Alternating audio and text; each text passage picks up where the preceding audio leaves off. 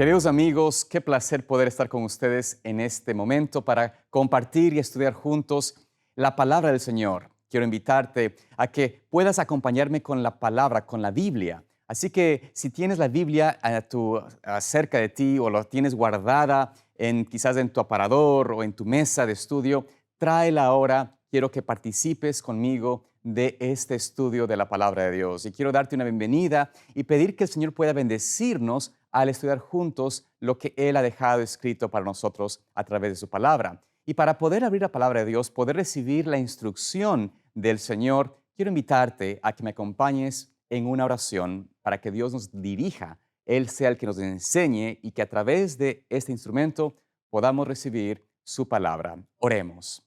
Amoroso Padre Celestial que moras en los cielos, en esta oportunidad quiero agradecerte porque tú nos permites entrar en comunión contigo, entrar en una relación contigo y nos invitas no solamente a pedir que nos des nuestras necesidades, pero más que nada quieres que podamos recibir de ti la instrucción de la verdad.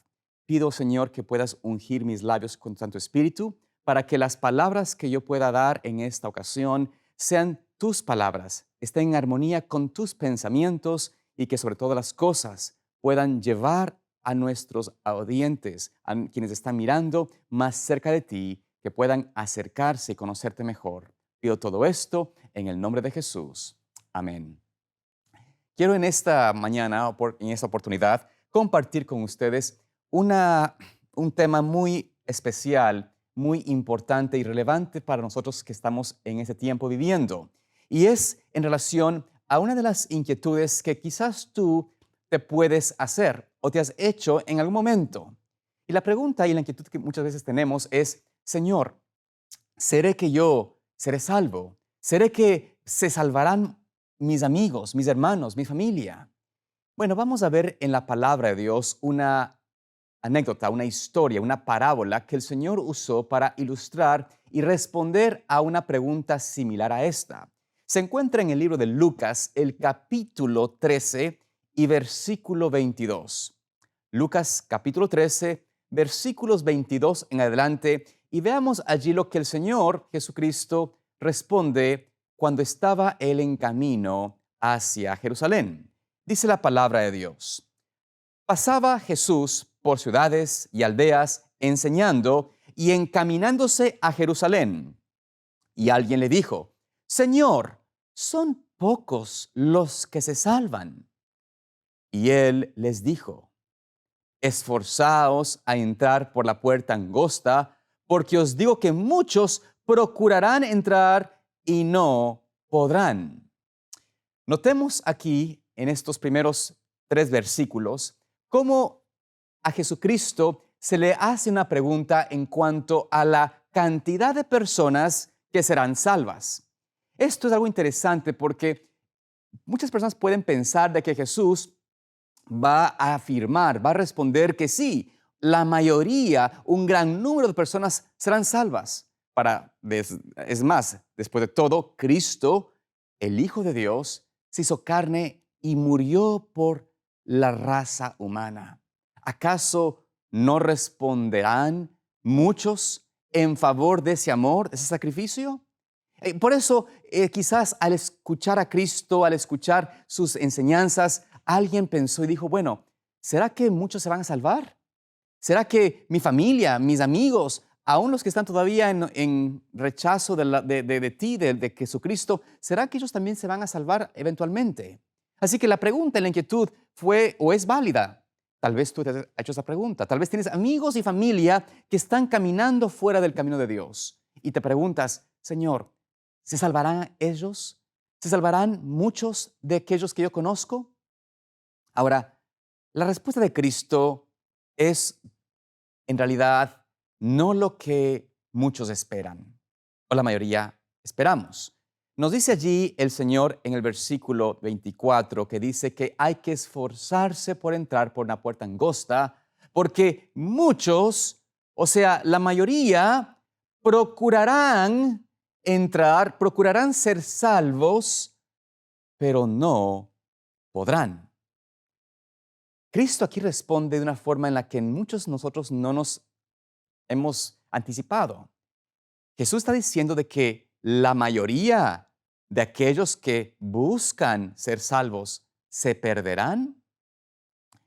Bueno, ¿cómo es que esto se expande? ¿Cómo podemos entender este concepto? ¿Será que tu propia experiencia, tu propia salvación está en juego? ¿Será que tú que has profesado ser hijo de Dios, has profesado seguir a Cristo, estás acercándote a Él en tu experiencia, pero de alguna forma u otra, dice Cristo, procurarás, mas no podrás? ¿Por qué? ¿Qué hace la diferencia? ¿Qué es lo que hace posible o imposible para una persona que está buscando ser salvo que se pierda? Bueno, noten lo que Jesús dice en la misma parábola, en la misma historia. Él usa una interesante anécdota. Vamos a ver lo que dice el versículo 25 en adelante, Lucas 13:25. Dice allí, después que el padre de familia se haya levantado y cerrado la puerta, y estando fuera, empecéis a llamar a la puerta diciendo, Señor, Señor, ábrenos. Él respondiendo os dirá, no sé de dónde sois. Entonces comenzaréis a decir, delante de ti hemos comido y bebido, y en nuestras plazas enseñaste. Pero os dirá, os digo que no sé de dónde sois, apartaos de mí todos vosotros, hacedores de maldad. Veamos aquí cómo el Señor Cristo presenta en cierto sentido lo que está sucediendo, lo que está pasando con los muchos que procuraban ser salvos. Presenta a Jesús aquí de que usando la figura de un padre de familia que se levanta y cierra la puerta, pone llaves a la puerta, cierra la puerta, es entonces cuando empiezan a buscar la puerta. Cuando se ha cerrado la gracia, el espacio, el tiempo que Dios determinó para la raza humana de buscarlo a Él, de entregarse a Él, cuando busquen será para muchos demasiado tarde. Y la razón es que ellos se acostumbraron, de acuerdo a la historia, a la narrativa que presenta Cristo, se acostumbraron a estar al margen de la relación que Cristo Dios ofrece. Porque dicen ellos ahí en la enseñanza de que delante de ti comimos, bebimos y enseñaste en nuestras plazas. Tú enseñaste, escuchábamos tus mensajes, tus palabras, escuchábamos los temas, los sermones, la enseñanza bíblica, pero en la práctica, en la experiencia viva, no había cambio, no había una experiencia de fe verdadera. Por eso dice él, no os conozco, apartaos de mí todos vosotros hacedores de iniquidad o de maldad. Y por ende, esta relación, esta experiencia de aquellos que están buscando ser salvos, será una triste y demasiado tarde para ellos poder darse cuenta de que estaban engañados. Creían que estaban dentro del redil, creían que seguían a Cristo, pero porque sus vidas y sus obras eran malas, no reflejaban a Cristo, en última instancia son encontrados fuera del camino de Dios, fuera del redil del Señor. Ahora bien, Cristo continúa diciendo en la parábola, versículos 28 al 30, lo siguiente. Dice, allí será el llanto y el crujir de dientes, cuando veáis a Abraham, a Isaac, a Jacob y a todos los profetas en el reino de Dios, y vosotros estéis excluidos, porque vendrán del oriente y del occidente, del norte y del sur, y se sentarán a la mesa en el reino de Dios. He aquí, hay postreros que serán primeros, y primeros que serán postreros. En estas palabras, Jesucristo declara y afirma por qué muchos que tienen la oportunidad de ser hijos de Dios, que tienen el conocimiento de su verdad, el Evangelio en sus manos, la Biblia disponible para ellos, por qué muchos, al igual como muchos del pueblo de Israel en el tiempo de Cristo, fueron rechazados. No porque el Señor los rechace, no quiera salvarlos, pero porque ellos mismos se mantuvieron al margen de entrar en una comunión, en una conversión al Señor, en una entrega al Señor, y porque sus obras, sus vidas, amaban en ellas el pecado y la muerte, se mantuvieron apartados de Dios y jamás entraron en comunión con el Señor. Y algo que el Señor Jesucristo afirmó a ellos en su tiempo, y una afirmación también para el pueblo de Dios en la actualidad, es que cuando venga el Hijo de Dios, cuando venga Jesucristo, veremos a los patriarcas, veremos a los hombres en la Biblia, a los profetas, a todos los profetas de Dios, entrar en el reino de Dios.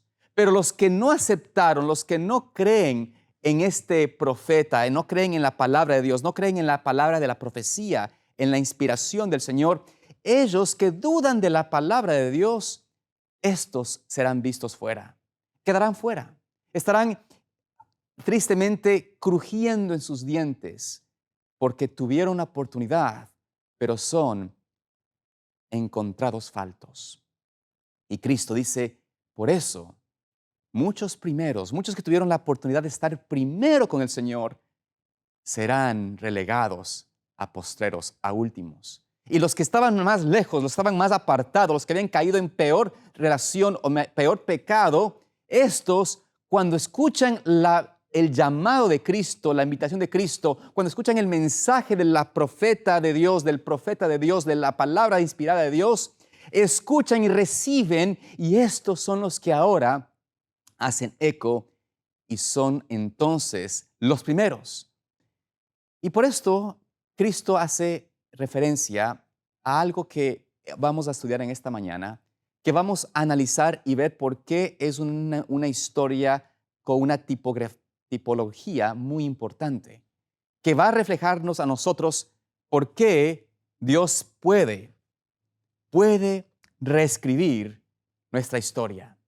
Es decir, en líneas generales, los que estaban primeros debían haber sido salvos. Los que estaban más cerca de Cristo, los que tenían los oráculos sagrados, los que recibieron la palabra de Dios, los que reciben el espíritu de profecía, este pueblo, esta iglesia, todos deberían ser salvos. Pero la mayoría no lo serán. Esta es la forma como la historia que Dios tenía para ti será escrita de otra forma. Pero también existe la posibilidad y la gran realidad de que la mayoría de los que son salvos tal vez estaban en un caminar separado, tenían una vida destinada a la destrucción y a la muerte. Pero también en esos casos, Dios reescribe la historia. Vamos a ver una historia que para mí es muy, muy especial. Pero antes de ir allí, quiero que recordemos este concepto que se encuentra en Proverbios 14:12. Proverbios 14:12. Este versículo que en realidad lo sabemos de memoria. Este versículo que nos menciona la palabra de Dios en cuanto a lo que uno cree es recto. Dice la palabra de Dios, Proverbios 14:12. Hay camino que al hombre le parece derecho, pero su fin es camino de muerte. Podemos entender entonces de que hay un camino que parece derecho. La puerta que creemos es la correcta, no es la que queremos entrar en este momento. La puerta estrecha de Cristo no la procuramos en este momento, porque pensamos que el camino de salvación es amplio, es ancho, es tan grande que todos pueden entrar por ahí. Eso es, amados hermanos, una falsedad. Hay tristemente personas que desde el púlpito piensan y dicen de que es para Dios una bendición no solamente perdonar el pecado, pero también permitir que la gente sea como es decir, que se quede en su condición de iniquidad, que no hay que cambiar, que no hay que buscar ningún tipo de modificación en nuestra vida, que el enfocarse en los hábitos, en la experiencia de la vida práctica, en las cosas, en las, por decir así, en los conceptos de Dios, en la forma como debemos vivir, cómo debemos comer, cómo debemos alimentarnos, cómo debemos experimentar nuestra vida, cómo debemos tener normas en la vida cristiana. Eso no es importante, eso es más, ni siquiera relevante, porque Dios en su misericordia perdona toda iniquidad y por ende hay que no hacer énfasis en un cambio de conducta. Pero esa es una de las peores mentiras, sofismos del enemigo. Y como digo, a veces desde los mismos púlpitos hay personas que declaran que eso es así. Y piden hasta perdón porque nuestra iglesia tiene normas, creyendo que las normas que el Señor establece en su palabra es el problema. Y hemos presentado un evangelio tan falto, tan engañoso, que creemos que el reino de los cielos es un camino ancho y realmente pavimentado, que no se requiere ningún tipo de cambio, ningún tipo de esfuerzo. Pero Cristo mismo dice, esforzaos. Hay una necesidad de la voluntad del hombre de entregarse y someterse a Dios. Pero si tú no crees en esto, pensarás que tu camino es derecho. Pero la historia será escrita como camino de muerte. Vayamos a la historia que vamos a leer en esta ocasión, que se encuentra en el libro de Segunda de Samuel. Y en Segunda de Samuel voy a dar un pequeño historial de lo que está sucediendo, ya que no nos da el tiempo para poder leer toda la historia, que es una historia muy interesante, muy importante, también bastante triste de lo que sucedió. Pero comienza en el capítulo 11, no vamos a leer allí en el 11, pero vamos a dar un resumen de lo que pasó en el capítulo 11 de Segunda de Samuel. Es la historia del rey David, cuando el rey David comete el pecado que derrumbó su legado, su autoridad, su reino, que manchó, sobre todo otro pecado, manchó su reinado, su familia y lo que pudo haber sido un rey intachable. Es la historia de David con Betsabé y sabemos la historia de que David inició esta separación, por decirlo así, del camino de Dios, del camino recto, por haber permitido quedarse en el palacio en vez de ir y ser el que esté liderando la batalla contra los enemigos de Dios. En vez de hacer su rol y asumir su responsabilidad, él decidió dar espacio al ocio, a su lujo, a su bendición, a su bonanza, y de alguna forma fue usado o fue tentado por el enemigo para traer una desgracia sin precedentes a su reino.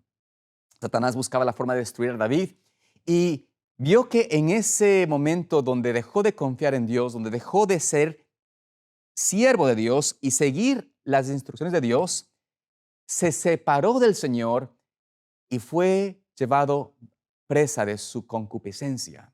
La historia nos cuenta en el capítulo 11 que él miró a esta mujer, a Betsabé, que estaba, pues, se estaba descubierta, estaba desnuda, y esto hizo que él tomase esa lujuria, ese deseo de caer en adulterio, e cometió un pecado contra esta dama, contra su esposo, porque era mujer casada, y hizo que ella fuese donde David, y él, usando su autoridad, su poder como rey de Israel, tomó a esta mujer y se unió a ella, cayendo en adulterio.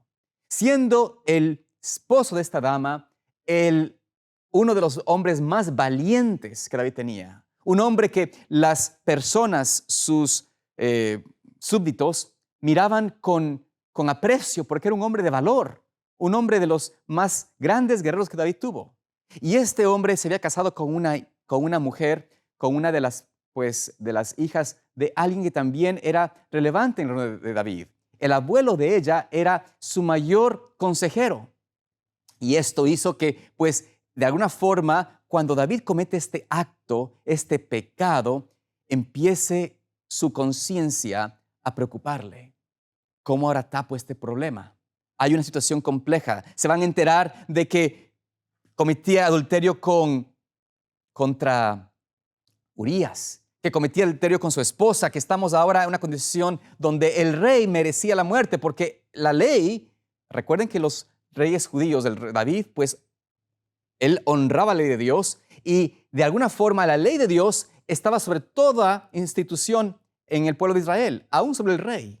Por ende, la ley de Dios le daba la autorización a Urías, la ley de Moisés inclusive aún más categóricamente. Urías podía, si se enteraba de adulterio, podía dar de muerte a David, porque el que entraba en adulterio era merecedor de muerte.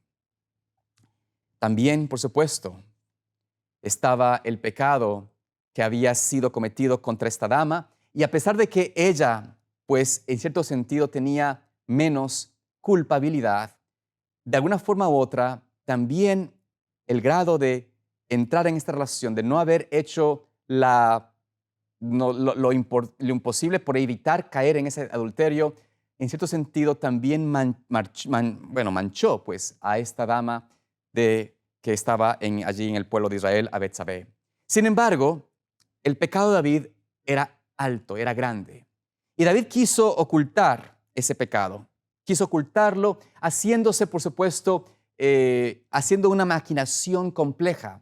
Diseñó el asesinato de Urías y de alguna forma hizo también cómplice a sus propios ejércitos para poder llevar a este hombre delante de los hijos de Amón, delante de los amonitas, y ponerlo tan cerca de la resistencia de los muros y luego dejarlo solo, retirar las fuerzas de sus ejércitos con tal de que este hombre muriese a manos de los enemigos.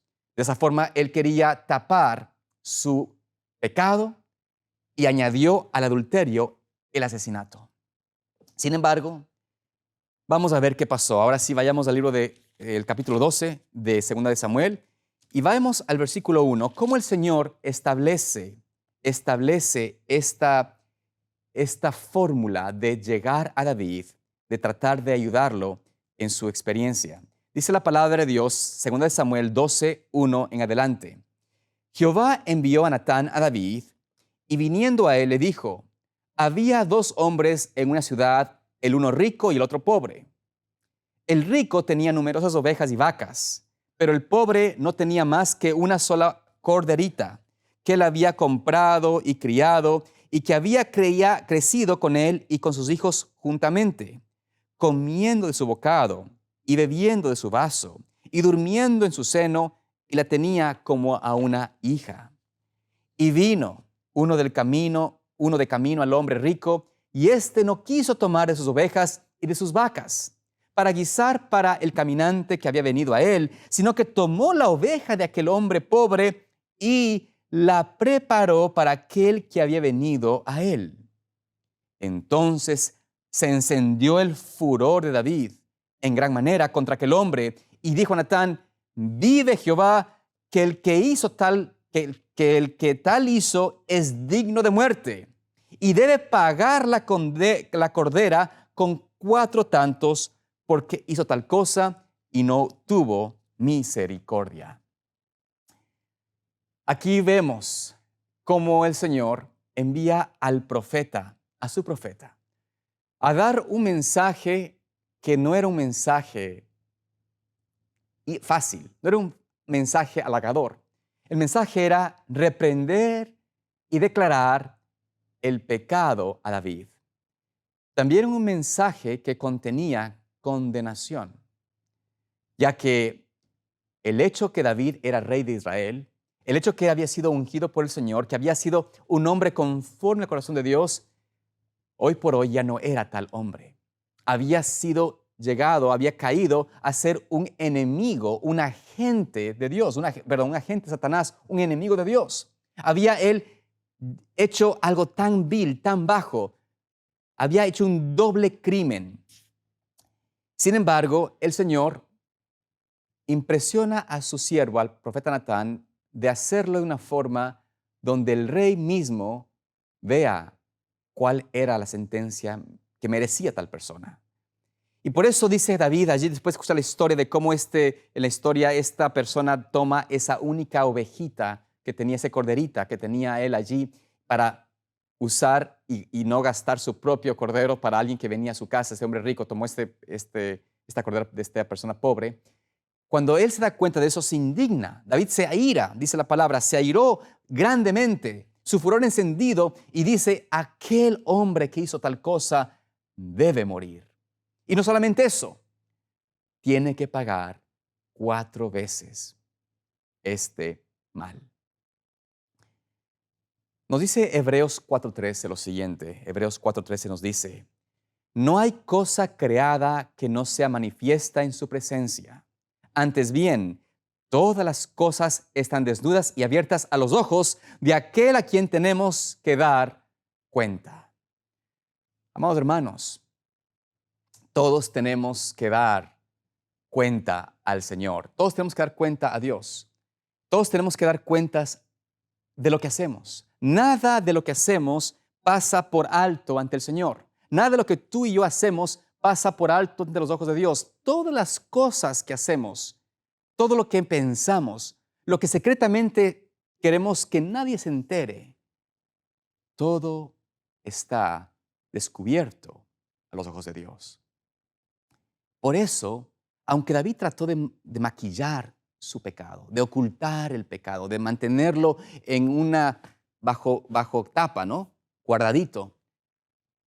Y aparentemente, por casi un año, estuvo él sin ninguna expectativa de que se supiera el pecado.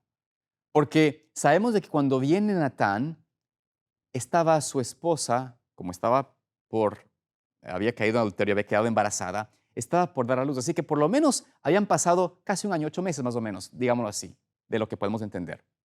O quizás 9 meses, estaba tal vez a vísperas ya. Sea cual sea el asunto, es de que estaba él creyendo que estaba bien porque no había venido un castigo ni una reprensión inmediatamente. Pero el Señor había tratado de ayudarle, de hablar a su conciencia. Sin embargo, él había rechazado, había tratado de mantener ese pecado oculto. Pero Dios, que mide todas las cosas, tenía que hacer notorio a David su pecado y su rebelión, porque la historia de David, si no se arrepentía, estaba ya declarada. Él mismo declara, el que cometió ese pecado de tomar esa ovejita, digno de muerte. El que toma esa ovejita, el que toma esa mujer, el que tomó a ese corderito, que era el símbolo de Betsabé, ¿no es cierto?, de una mujer que tenía un esposo, que tenía un hogar. Él tomó esto, aprovechó de su autoridad, abusó de esta dama y eventualmente vemos que ahora está el Señor no dispuesto a pasar por alto semejante caso, porque, vuelvo a decir, él estaba sentenciado a muerte. Él mismo lo había dicho. Y es más, hasta debía que pagar 4 veces el pecado. Y por eso Natán, en el versículo 7, noten lo que dice Natán después de escuchar la sentencia de David. Noten lo que dice Natán en el versículo 7 de Samuel, 2 de Samuel 12. Entonces dijo Natán a David, tú eres aquel hombre. Así ha dicho Jehová, Dios de Israel, yo te ungí por rey sobre Israel y te libré de la mano de Saúl y te di la casa de tu Señor y las mujeres de tu Señor en tu seno. Además te di la casa de Israel y de Judá, y si esto fuera poco, te habría añadido mucho más. ¿Por qué, pues, tuviste en poco la palabra de Jehová, haciendo lo malo delante de sus ojos? A Urías Eteo heriste a espada y tomaste por mujer a su mujer, y a él lo mataste con la espada de los hijos de Amón. ¡Wow! ¡Qué terrible declaración que hace aquí el Señor a David! Tú eres ese hombre. ¿Qué merece ese hombre? Muerte. Te di todo. Te libré de la mano de Saúl. Te puse como rey de Israel y de Judá. te di esposas, te di bendiciones y te podría dar mucho más aún, pero hiciste lo malo ante los ojos de Dios. Podemos notar aquí cuán relevante ante Dios es nuestras acciones, es lo que estamos haciendo. Como les decía al inicio, en la parábola de Cristo, muchos pueden decir, yo soy hijo de Dios, yo soy del pueblo de Israel, yo soy parte de su pueblo. Jesús me ha perdonado, vivo con Él. Pero si tus obras, si tu vida, si tus acciones están en contra de las acciones de Dios, están en contra de su palabra, de su santa ley, no puedes decir que estás en armonía con el Señor, no puedes decir que estás como un hijo de Dios. No puedes mentir y darte ese engaño de decir, bueno, porque yo soy ungido de Jehová, soy hijo de Dios, yo estoy aquí y no me va a faltar nada, no me va a faltar nada. Es más, la salvación es ya garantizada. ¡Qué error, qué engaño! Porque aquel que dice que ama a Dios, aquel que dice que está con el Señor, pero en realidad se deleita en la concupiscencia, guarda pecados acariciados, anda en una actitud de qué me importa con lo que Dios dice, esta persona, a la vista de Dios, está en este momento destituida de su misericordia, de su gracia, porque merece la sentencia de muerte, al igual que David.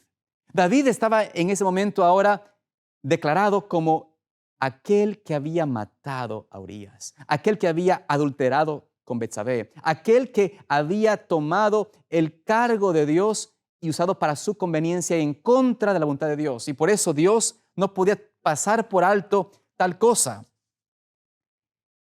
Y por ende, noten lo que dice la palabra de Dios en el versículo 10 al 12, volviendo a lo que le estaba diciendo, porque no solamente le dice que ha pecado, noten lo que dice el profeta a David.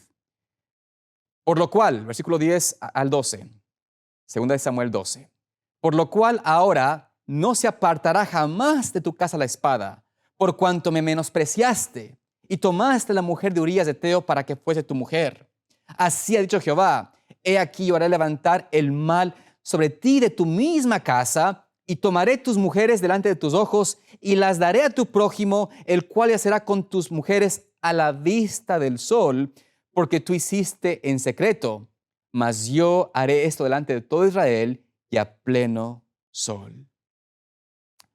Oh, amados hermanos, qué terrible la sentencia sobre aquel que fue uno semejante al corazón de Dios. Un hombre semejante, un hombre con el corazón semejante al corazón de Dios. Un hombre que tenía el Señor tenía la expectativa, la idea de que Él sería este rey intachable. Pero porque cayó en su concupiscencia, se apartó de Dios, se confió en su propia capacidad, al dejar la dependencia de Dios, cayó tan bajo y tan vil. Por eso, amado hermano, amada hermana, no podemos nosotros confiar en uno mismo. Si tú estás creyendo de que porque has estado 20 años con el Señor, es para ti una garantía de que estarás otros 20 con Él, cuidado con ese pensamiento. La dependencia de Dios debe ser continua y diaria. El día que tú y yo nos separamos de Dios, nos apartamos de Dios, estamos cayendo en el anzuelo, en el territorio, en el terreno del enemigo, que puede poner algo para que tropieces. En el caso de David, usó a una mujer hermosa que trajo para él la peor de las consecuencias, las desgracias. ¿Qué puede ser en tu vida, en tu caso? ¿Qué estás mirando? ¿Qué estás escuchando? ¿Qué estás haciendo, tomando en tu tiempo libre? ¿A qué te dedicas? ¿A estudiar la Escritura? ¿A estudiar la palabra de Dios?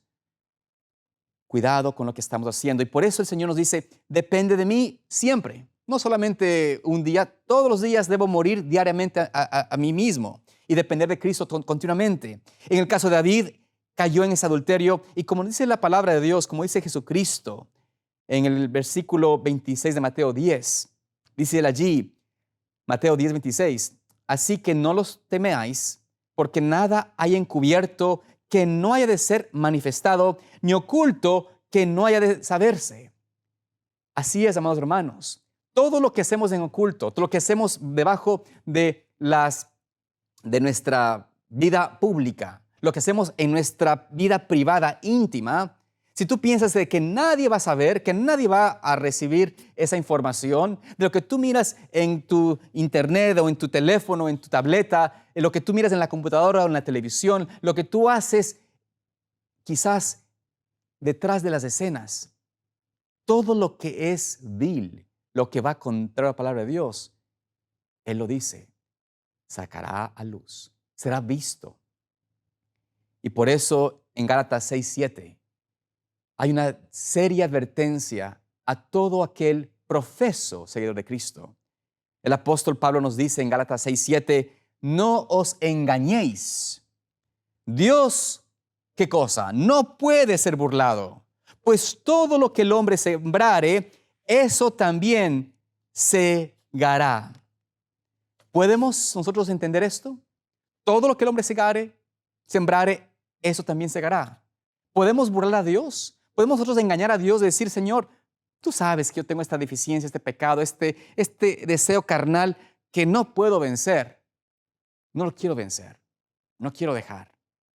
Cualquier concupiscencia que sea, cualquier deseo de la carne que tengas. Si tú estás pensando que eso es algo que Dios va a pasar por alto y va a decir, bueno, está bien, no importa que tengas esa adicción a la pornografía, esa adicción a las apuestas, esa adicción a ciertos deleites o placeres de esta tierra. Tal vez tu debilidad es la alimentación, que Dios te dice, no esa es la forma de comer, no es la forma de existir, no es la forma de vivir.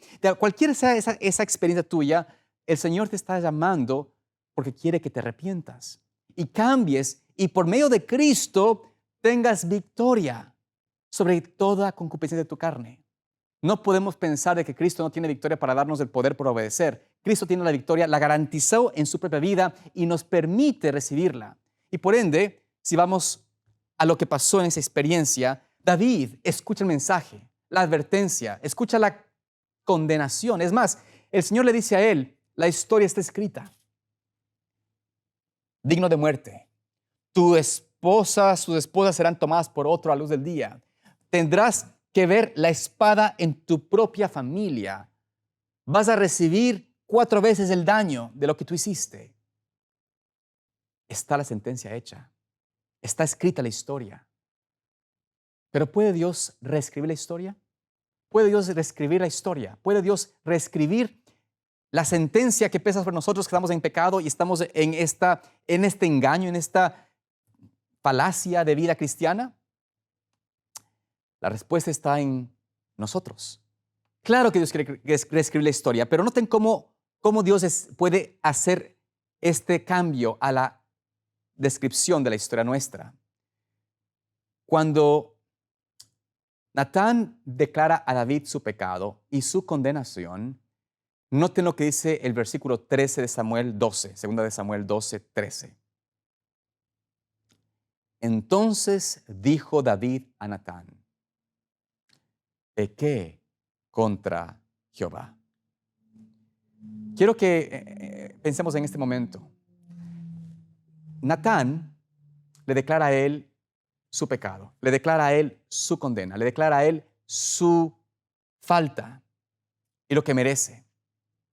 David ahora se da cuenta de su pecado y se da cuenta de que el pecado no era exclusivamente contra Betsabé, contra Urías, contra el pueblo de Israel. El pecado en toda su forma, en cualquier forma, es en realidad dirigido hacia Dios o en contra de Dios. Todo pecado que tú y yo hacemos, todo pecado que tú y yo cometemos, todo acto que va contrario a la palabra de Dios, que va contrario a su santa ley, todo aquello que es pecado, es un pecado contra Dios.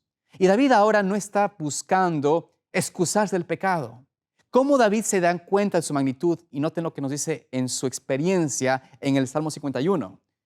En el Salmo 51, versículo 1, nos dice la palabra de Dios, ten piedad de mí, oh Dios, conforme a tu misericordia, conforme a la multitud de tus piedades, borra mis rebeliones.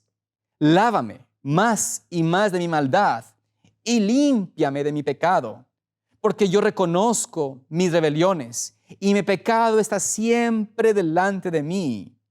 Contra ti solo he pecado y he hecho lo malo delante de tus ojos, para que seas reconocido justo en tu palabra y tenido por puro en tu juicio.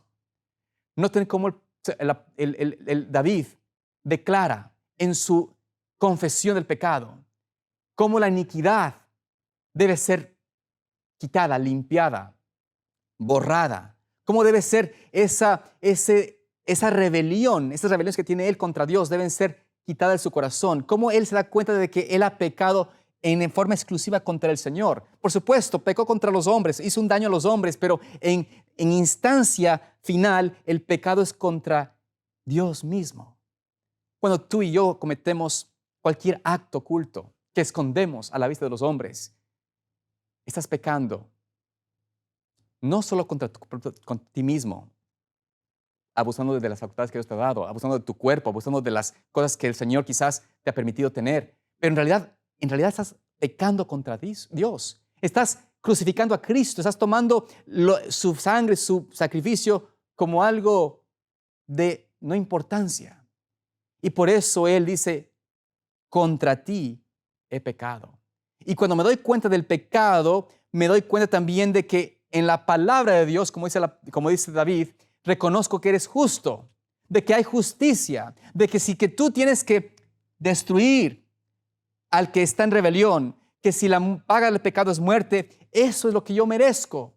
Me doy cuenta de que tú y tu palabra es justa y yo no. Soy indigno. No soy alguien que merece la misericordia de Dios. Pero a la misma vez, al igual que David, se aferra a uno de ese aspecto de Cristo, de Jesucristo, de Dios, la misericordia de Dios. Y noten el versículo 7 en adelante, como él suplica al Señor, dice, purifícame con hisopo y seré limpio, lávame y seré más blanco que la nieve, hazme oír gozo y alegría, y se recrearán los huesos que has abatido. Esconde tu rostro de mis pecados y borra todas mis maldades. Crea en mí, oh Dios, un corazón limpio y renueva un espíritu recto dentro de mí. No me eches de delante de ti y no quites de mí tu Santo Espíritu. Vuélveme el gozo de tu salvación y el espíritu noble me sustente. Entonces enseñaré a los transgresores tus caminos y los pecadores se convertirán a ti. Notemos allí cómo el rey David está ahora por fin declarando lo que significa el verdadero arrepentimiento. Crea en mí un nuevo corazón.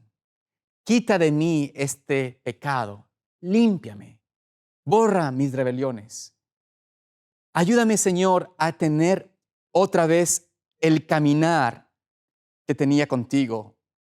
Permite que pueda tener en mi mente el Espíritu Santo para que yo entonces pueda guardar tus dichos en el corazón y no pecar contra ti. Para que pueda yo entonces instruir a otros en justicia. No solamente porque puedo hablar de ella, pero la vivo en mi vida. Tengo la experiencia de que Cristo me ha obrado en mí tanto el querer como el hacer. Y por ende, conozco lo que significa victoria, conozco lo que significa tener un corazón puro en el Señor. No me deleito más en el pecado. Porque Cristo muere en mi corazón, rechazo el mal, rechazo la iniquidad, hablo palabras que son de acuerdo a la palabra de Dios y vivo conforme a ellas. Esta es la evidencia que Cristo quiere tener en la vida de sus hijos y por ende, cuando el Señor mira ese arrepentimiento de David, mira que él no oculta el pecado. Es más, David mismo no hace ningún esfuerzo en ese momento de cambiar la narrativa, de excusar su pecado, de decir es que ella me tentó porque era muy hermosa. No, él declara y acepta su pecado y públicamente confesa su pecado. Es decir, él no tiene temor no se arrepiente por temor a la represalia, sino que se arrepiente porque en realidad mira el pecado por su carácter, por lo que es, algo que destruye el alma, algo que destruye la paz, algo que separa a Dios del hombre. Y por eso Él dice, Señor, no quiero esa experiencia. Perdóname, límpiame, transfórmame. Y cuando yo sepa ese gozo, reciba ese perdón y yo obtenga esa armonía con tu palabra, podré contar y hablar de tu santa ley, de los principios, de tu justicia a otros. Podré ayudar a otros a volver de la iniquidad. Y los pecadores, mi experiencia servirá de advertencia para otros. Mi pecado será un testimonio del horror que es el pecado y también de que el ser perdonado por ello, me permite a mí poder confiar de que otros también escucharán tu verdad y recibirán el don de Dios. El Señor le dijo a David después de esto, volviendo al capítulo 12 de 2 de Samuel, versículos 13 y 14. Noten lo que Natán, el profeta, le dijo a David.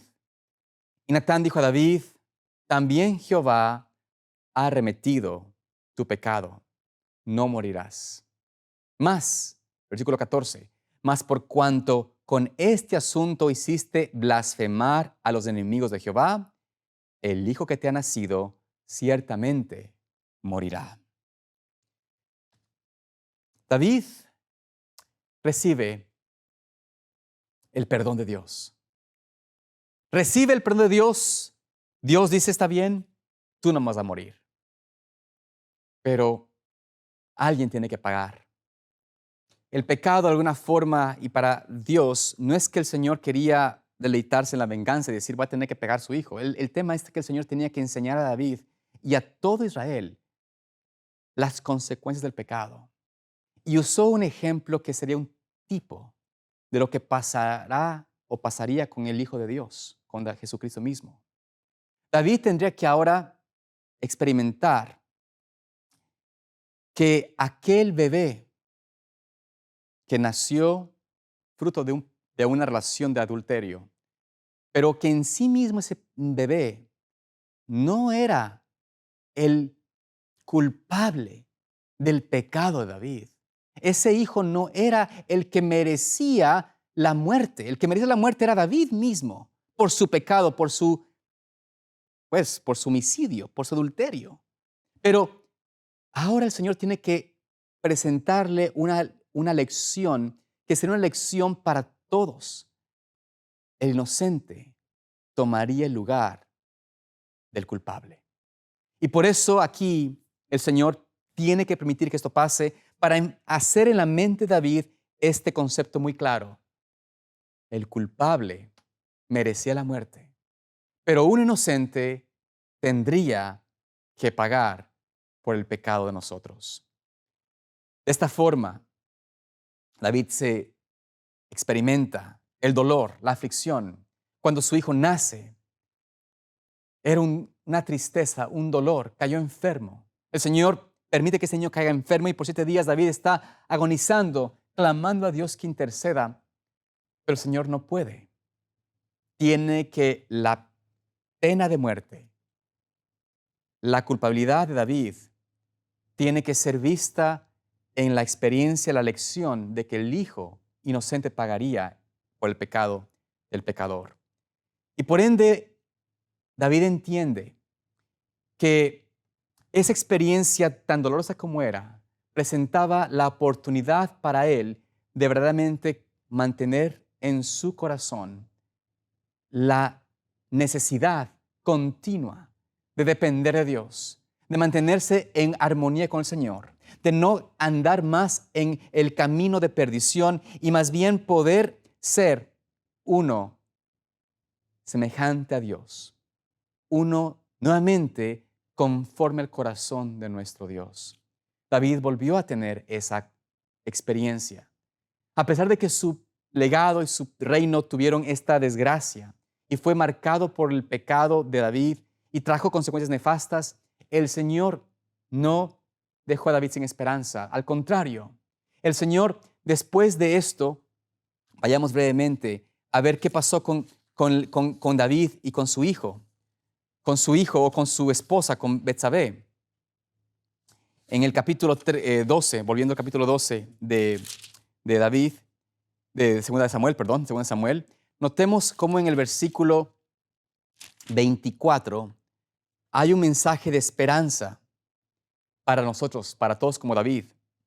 Dice el versículo 24, 2 Samuel 12, 24 y 25. Y consoló David a Betsabé, su mujer, y llegándose a ella, durmió con ella, y ella le dio a luz un hijo, y llamó su nombre Salomón, al cual amó Jehová. Y envió un mensaje por medio de Natán, profeta. Así llamó su nombre Jedidías, a causa de Jehová.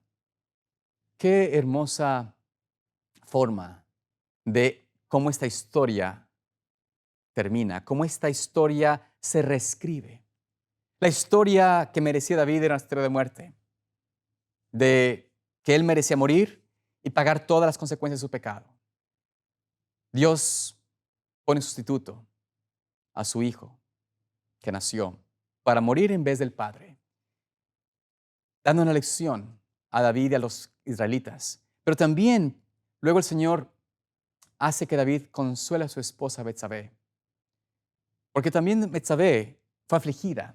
Pagó ella algo muy caro, perder a su propio hijo, a su primer hijo, al unigénito que tenía hasta ese momento, por consecuencia del pecado que tuvo David con ella. No era algo difícil, no era algo fácil de sobrellevar. Imagínense el sentido de culpa, de carga de culpabilidad, de haber sido también quizás, aunque no directamente la que causó el problema, participó del problema, participó de la desgracia, tuvo que mantener oculto su pecado, engañó a su esposo, fue una mujer adúltera. Eso era la realidad.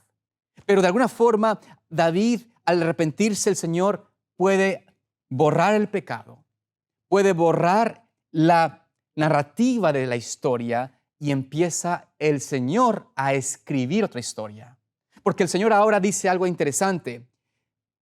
Hace que David tome a su esposa, porque aquí menciona David a Betsabé, su mujer. El Señor ya no le va a llamar a Betsabé adúltera.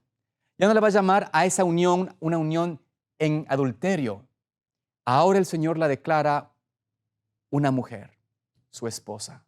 Y no solamente esto, le da un hijo, le da a luz un hijo. Y este hijo, el Señor, dice la palabra, lo amó. Por eso envió al profeta que le fue el que le trajo el llamado de atención, el que le trajo el llamado de reprensión, el mensaje duro del Señor de juicio.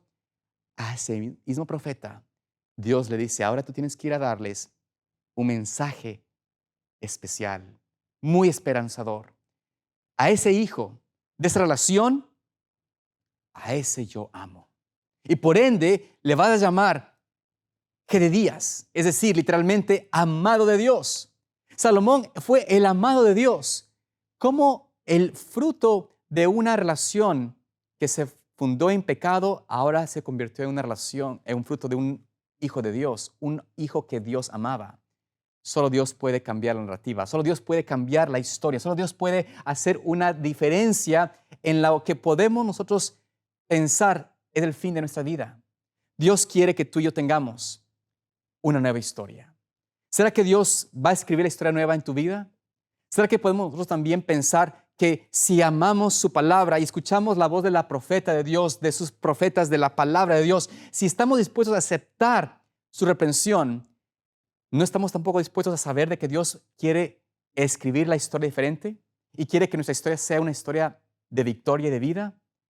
Yo espero que en esta oportunidad, en esta mañana, que Dios te permita a ti confiar plenamente en su misericordia, que puedas tener la certeza de que Él te ama, de que Él ha pagado el precio por ti. Tú ya no mereces la muerte porque Cristo pagó tu precio, pero también Él quiere ahora que tú te unas a Él para que Él pueda reescribir tu historia y que tú puedas ser aquel que el profeta diga, este es el que yo amo, a este yo he amado con amor eterno. Que Dios te bendiga y te guarde.